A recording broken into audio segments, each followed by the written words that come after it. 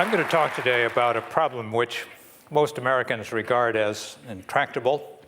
You've probably heard, though, that the old story that there are really two solutions to the Israeli-Palestinian conflict. They are the miraculous solution and the realistic solution. One would have Jesus, Muhammad, and Moses converge in Jerusalem and command all of the children of Abraham to make peace. That's the realistic solution. The other would to have them do it all by themselves. That's the miraculous solution. Now that joke, I think, is symptomatic of the image of this conflict as an intractable holy war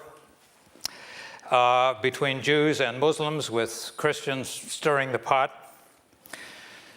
Indeed, there is a growing and, alas, dangerous element of religious fanaticism that is driving this conflict. It's becoming larger. But what is the role of religious identity for Israel's and Palestinians, and indeed the other third and most important party in this conflict, the United States of America? Zionism, as you know, was not a response to Islamic fanaticism.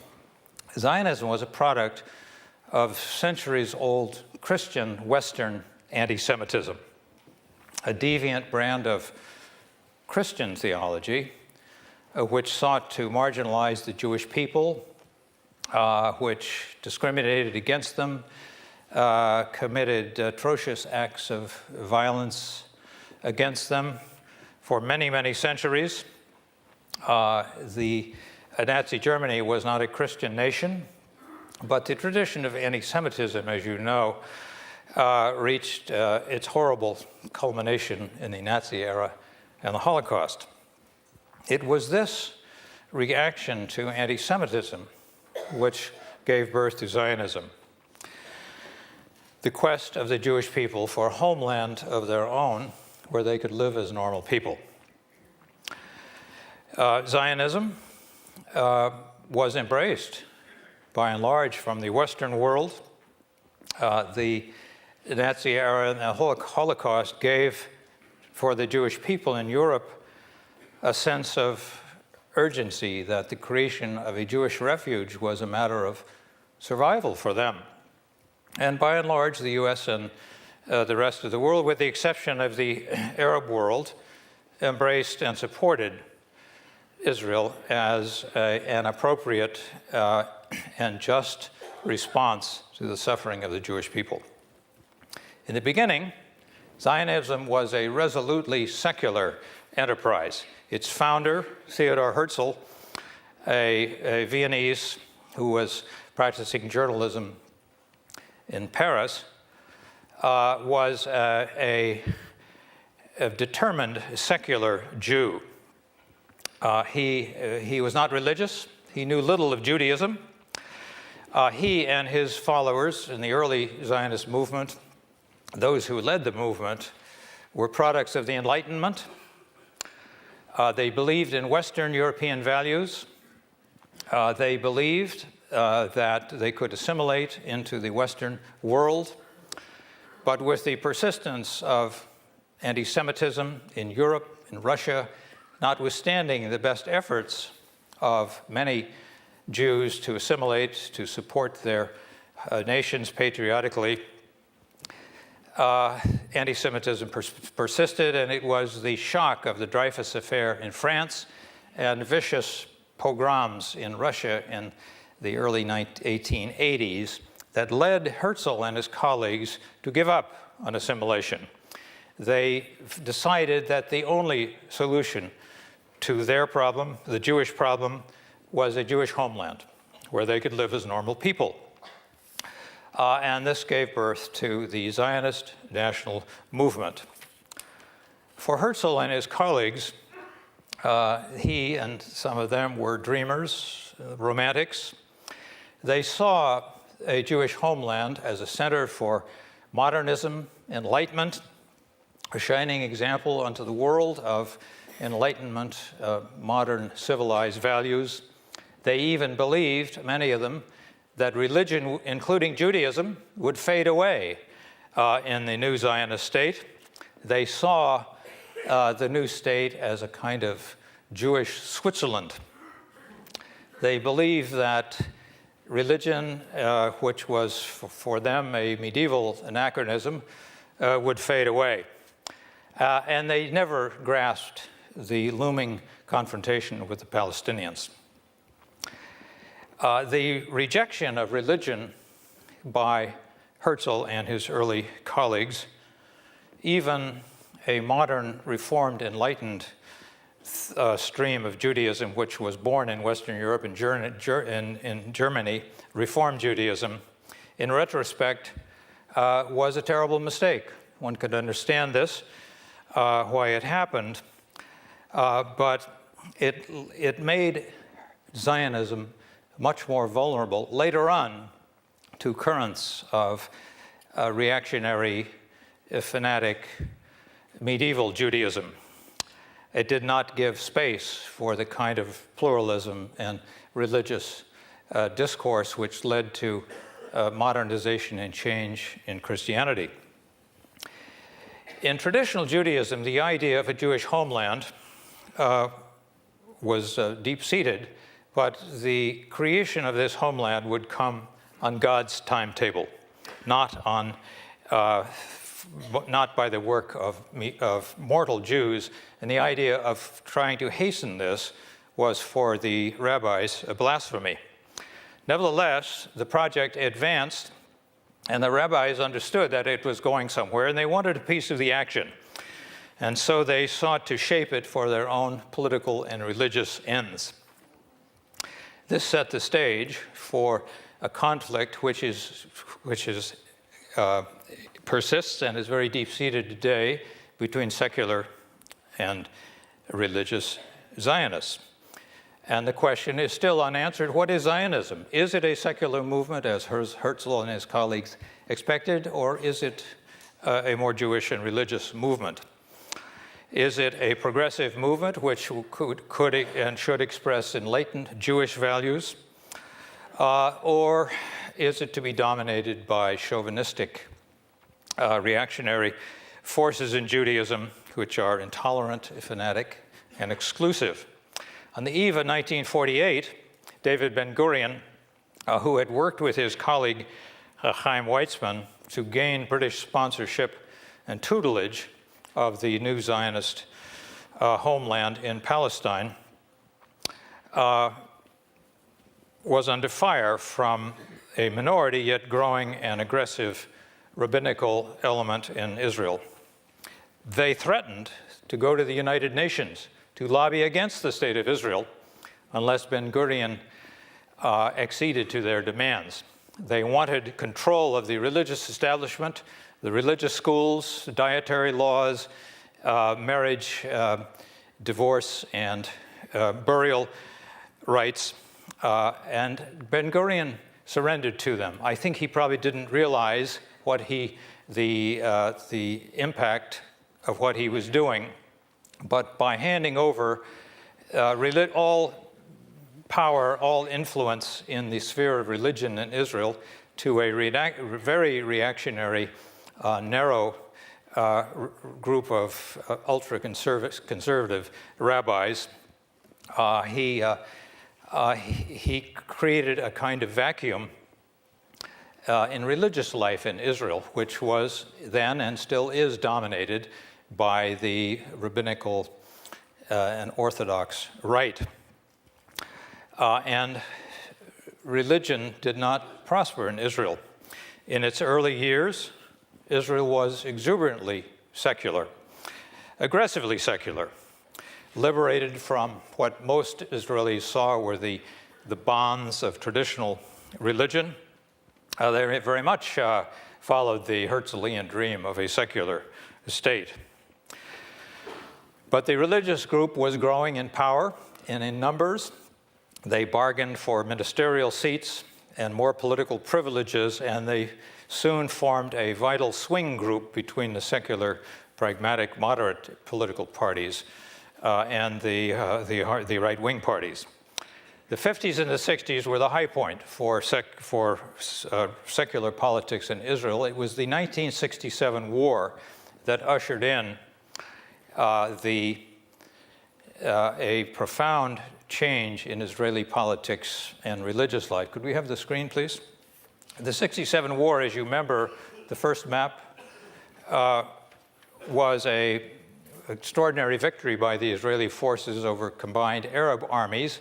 And Israel occupied the West Bank, that white area, Gaza, and East Jerusalem, which they had refrained from occupying in the 1948 war, which created the State of Israel. And this led to a moment of tremendous national pride.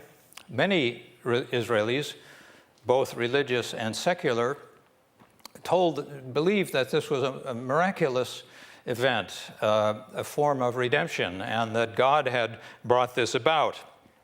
And that brought forth the settlement and occupation of the West Bank, East Jerusalem, and the Gaza Strip, which remains today and is at the heart of the current conflict.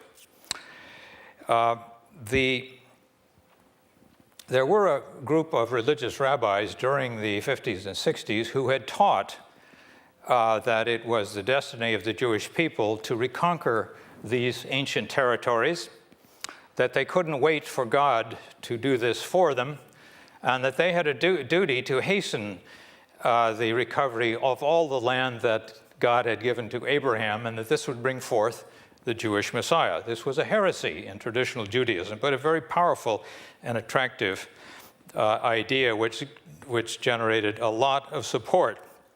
The army was secular, but the army, like many armies, liked the idea of more territory as a buffer against further Arab attacks. And so the army and this religious Zionist settler movement combined together and set Israel on a perilous course toward permanent occupation and settlement. This, as I said, was a radical break with traditional Judaism. It was also anathema to some secular Jews, moderates, who understood that to permanently possess and occupy the Palestinians, to bar them from fulfilling their own aspirations to be free people, to deny them human rights and liberty, would be a corruption of Zionism and would bring Israel to grief. But few of these voices spoke out vocally. The Messianic views, coupled with the leadership of the military, who were the most powerful element in Israeli politics, prevailed. David Ben-Gurion, who had long retired from politics, warned that this was a terrible mistake, that abuse of the Palestinians would produce religious fanaticism. It would weaken and corrupt the fabric of Israel's moral conscience and its democratic society, that it would alienate the world and it would promote further wars. Ben-Gurion was right, but this triumphal zealotry and militarism, hubris prevailed. The settlement movement penetrated the Israeli bureaucracy, the armed forces, the school system, and even the judiciary. And although it is a minority element in Israeli society, it is the most dynamic and powerful movement which has maintained the initiative in Israeli politics and foreign policy for the last 40 years. The religious Zionist movement was successful in part because there was no response from a more moderate, pragmatic Jewish religious community that believed in the prophetic tradition, that saw Judaism as a religion not just of nationalism, but a religion which preached above all the values of justice, respect for the other, and peace. The settlers were astute and aggressive, and repeatedly they won the day. In the current year, there are something like 270,000 settlers in the West Bank and East Jerusalem. May we have the second map, please? There are some 200,000 in East Jerusalem, 270,000 in the West Bank. Ariel Sharon withdrew settlers from the Gaza Strip, some 8,000 settlers in 21 settlements. But here is the lay of the land as it exists today. You'll see the blue line, which is a massive wall or separation barrier, as the Israelis call it, which not only was designed to protect Israel from a new surge of Palestinian terrorism in the early parts of this decade after the failure of the Oslo peace process, it was also designed de facto to annex Palestinian land, to preserve the majority of the settlements, and to create a kind of truncated series of enclaves which the Israelis thought the Palestinians would ultimately accept as a kind of Potemkin Palestinian state. This is the reality today. This is the territorial situation which has created repeated violence. And this is the challenge to the restoration of Israel as a Jewish, democratic, liberal state, and to the creation of a Palestinian state living side by side Israel in peace. The question arises, has Herzl's dream of a liberal, modern Jewish state come full circle? Has Israel returned to the ghetto, where the force that is driving Israel is a force of religious exclusivism, of intolerance, of rejection of modern democratic values, human rights, and of traditional Jewish values of humanism, charity, tolerance for the other, and peace? Many Israelis and many Americans are asking the question, can this pattern persist? And if it does, will the state of Israel survive? Will Israel, which has abandoned mainstream Jewish values, if this element prevails, can it survive in the face of a rapidly growing, soon-to-be majority of Palestinian Arabs? Will the Jewish diaspora, which is larger than the Jewish community in Israel, permit this to happen?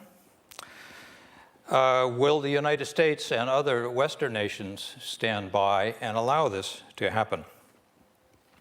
And will American policy, which by and large has been very deferential to Israeli policy and has not aggressively sought to change this dynamic in favor of creating two genuine states, change? Will Israel confront perpetual rebellion from an oppressed, dispossessed Arab neighbor? Or can they divide the land in a more equitable way and make peace?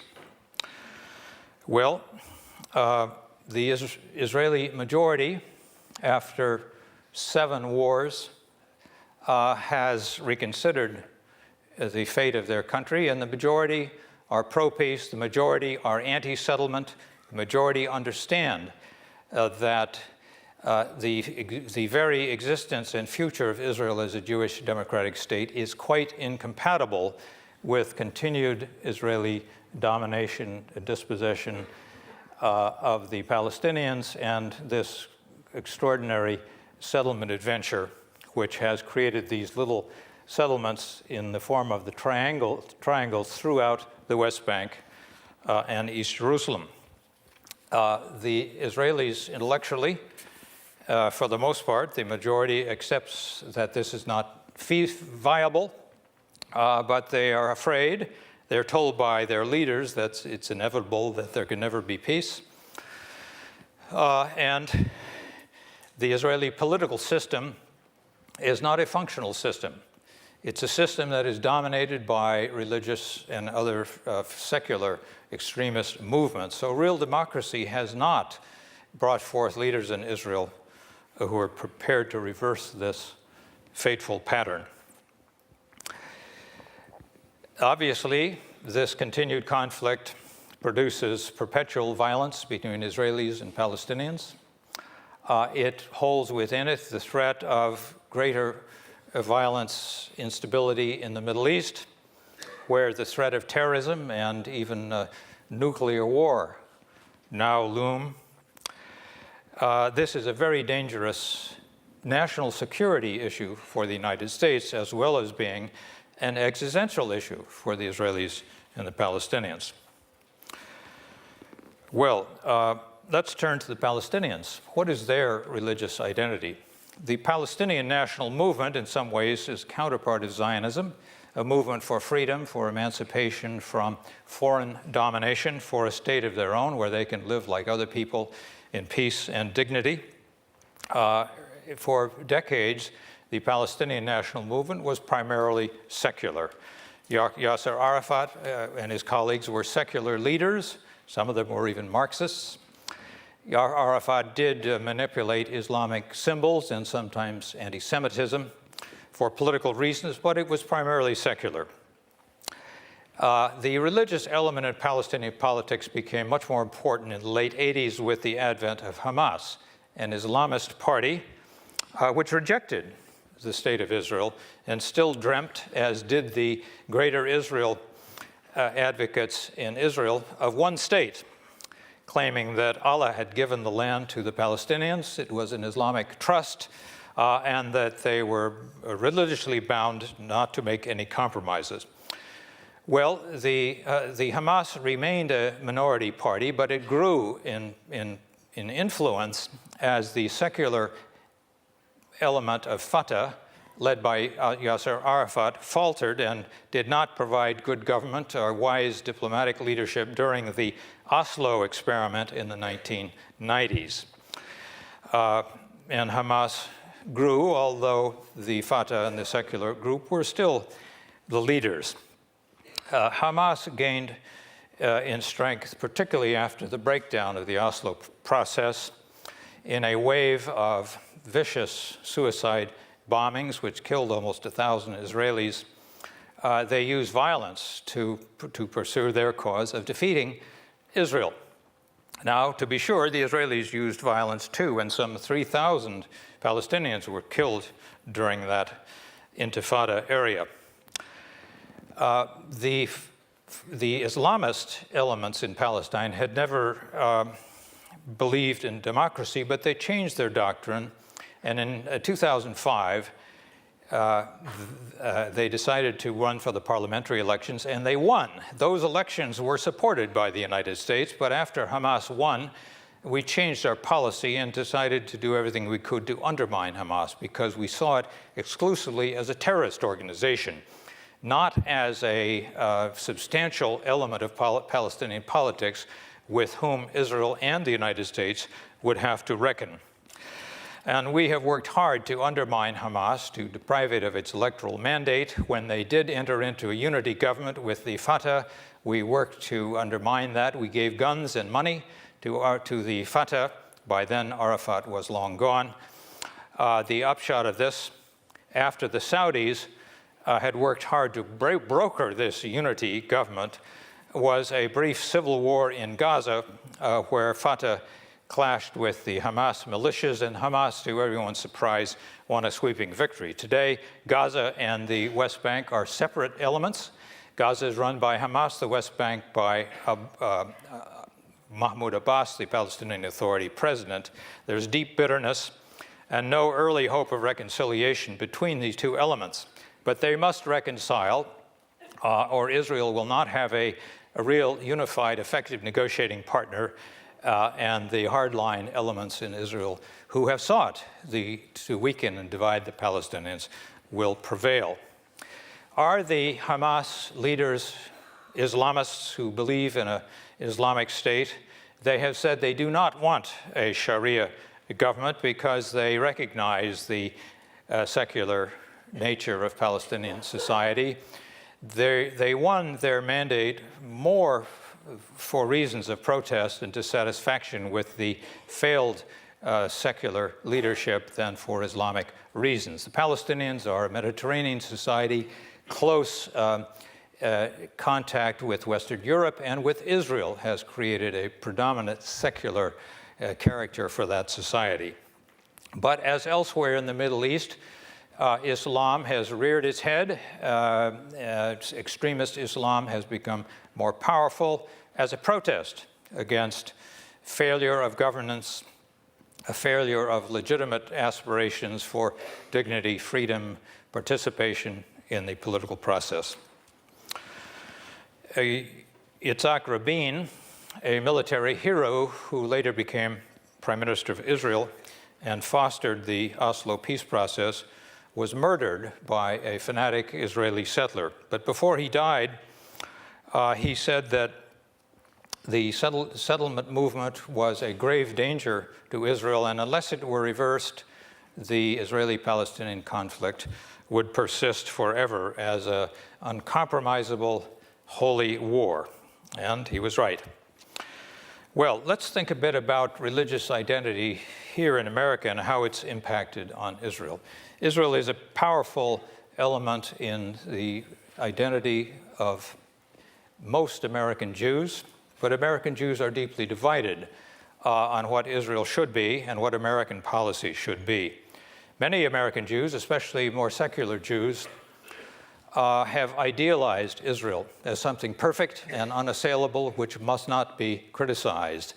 And as my friend, the late Arthur Hertzberg, said, for many American Jews, Israel has become a kind of secular religion, a substitute for real religion, understanding and respect for traditional Jewish values. Other American Jews do understand the anomaly of an Israel which is an occupying power which relies on force and which increasingly has worked against peaceful compromise.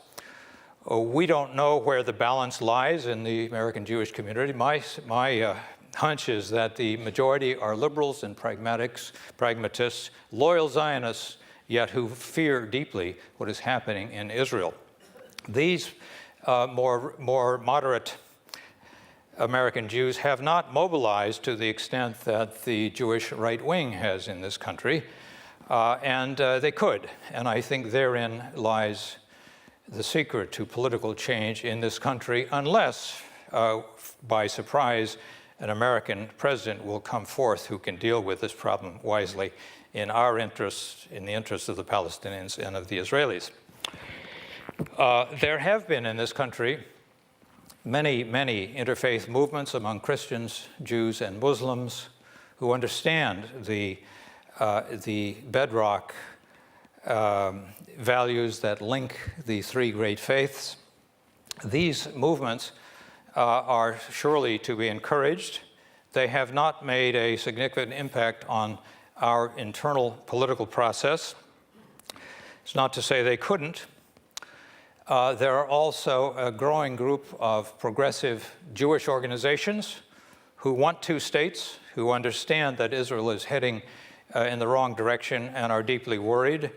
These groups, too, are growing, and I hope will coalesce, become the kind of critical mass that now exists in the right-wing Jewish establishment.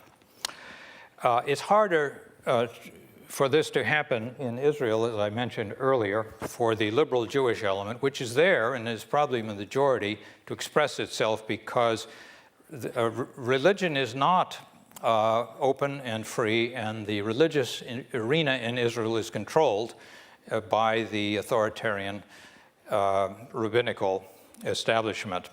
Here, that's not the case, but too many rabbis, I believe, have not spoken up. There is a very encouraging new strain, though, in the American Jewish leadership, which argue for peace, which have created a very powerful synthesis between Jewish values and peace and a two-state solution of the Israeli-Palestinian conflict. I hope that will grow larger. I think perhaps it would be more successful if it tried harder to work in religious values as they address their constituents. By and large, these progressive Jewish organizations are more secular than religious. There are, to be sure, groups like Rabbis for Human Rights in North America, which are doing a wonderful job. Well, the hope that religious dialogue will create a political majority in this country which will oblige our leaders to bring peace is still a distant shore. It could happen, but the problem is so urgent and so dangerous, not only to them, but to us, that we're going to have to rely heavily on our politicians and our diplomats. The religious guidelines are there. We are all God's children. The Old Testament, the New Testament, and the Quran preach the values of charity, justice, respect for the other, and peace.